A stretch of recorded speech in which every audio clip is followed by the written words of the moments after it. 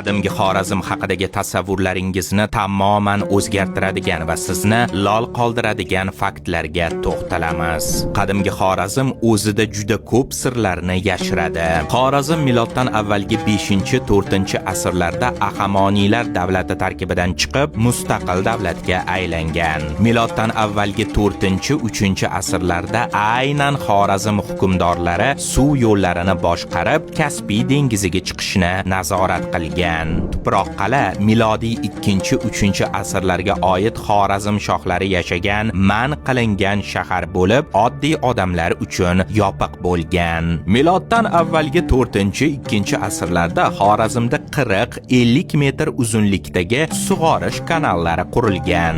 Miloddan avvalgi 4-3 asrlarda esa Xorazm mudofaa tizimlari 2 qavatli yo'laklar, burchlar va qalin devorlarga ega bo'lgan. Xorazmda milodiy 4-asrdan to 13-asrgacha Afrig'iylar sulolasi 600 yil davomida hukmronlik qilgan. Miloddan avvalgi 4-3 asrlarda qadimiy shaharlarning xarobalari ostidan ko'plab xazinalar va noyob tangalar topilgan. Miloddan avvalgi 5-4 asrlarda kohinlar astronomiya, yozuv va davlat boshqaruvida katta rol o'ynagan. Xuddi shu asrda Xorazm yozuvi 20 ta harfdan iborat bo'lib, sopol, charm va yog'och taxtachalarga bitilgan. Milodiy 2-3 asrlarda Xorazmda quldorlik tizimi mavjud bo'lib, ba'zi xonadonlarda 20 dan ortiq qullar yashagan. Miloddan avvalgi 2-asr oxirlaridan Xorazm shohlar o'z pullarini zarb